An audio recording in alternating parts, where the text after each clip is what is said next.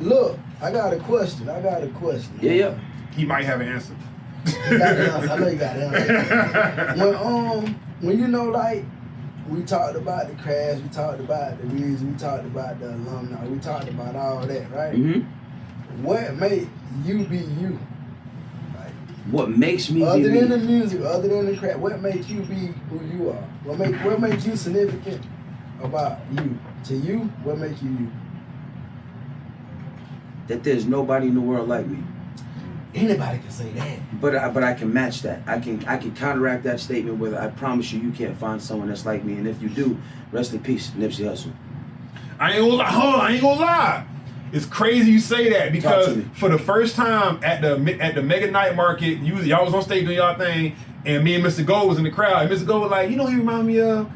Nipsey Hussle. I'm like, bruh, like, when he said it, I'm like, I don't know why I couldn't see it before.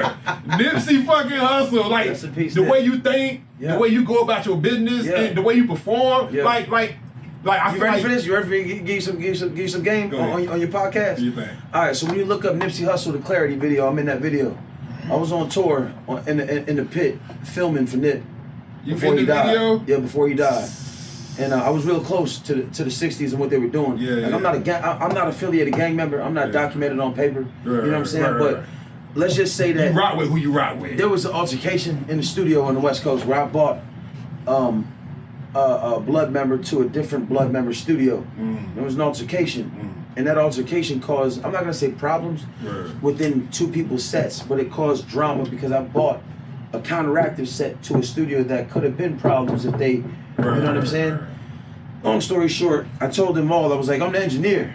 I mean, you guys, what you want to do? You guys are gonna beat each other up, kill each other, you gonna destroy each other. Or you wanna make some music. Right. So, long story short, being on the West Coast at the time, I was with the label, and my homie, shout out to Dizzle Ja, because I will show you this, bro, and I will keep this documented.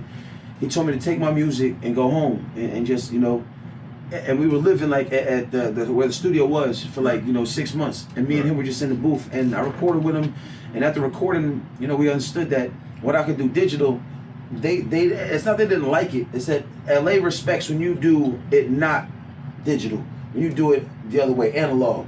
The big boards. The boards, They want analog. that shit, So when I came over there, and I'm like, yeah, but I got this laptop though, and I'm smoking with it. They're like, wait a minute, 15 songs a day, hold on. Right. So Dizzle was like, yo, you want when they leave up out of here, you want to go cook something? Right. So I'm like, yeah, come downstairs, and let's cook something. So we did the cooking and making this music to what it is. Long story short, he convinced me to go home and put my music out on all platforms. Right. I put it out on all platforms. I hit 2 million streams on Spotify.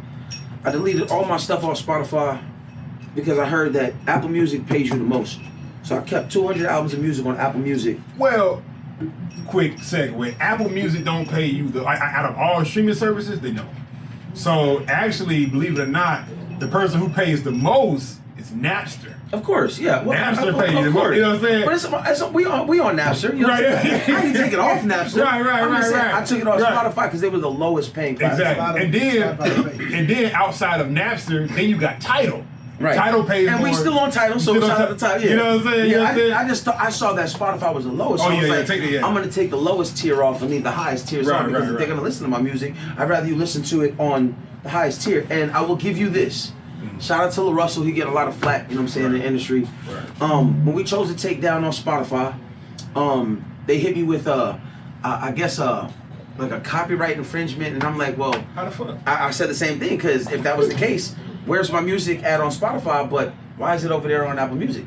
Right. Still up on Apple Music. Gonna open my music right now. Wait, who hit you with a copyright? Lil Russell? No, I got hit with a copyright strike from I'm signed up with multiple different agencies, collection agencies. Okay. So an overseas collection agency hit me with that, but I stated they were like, this is a copyright infringement for Clay Hewitt's music.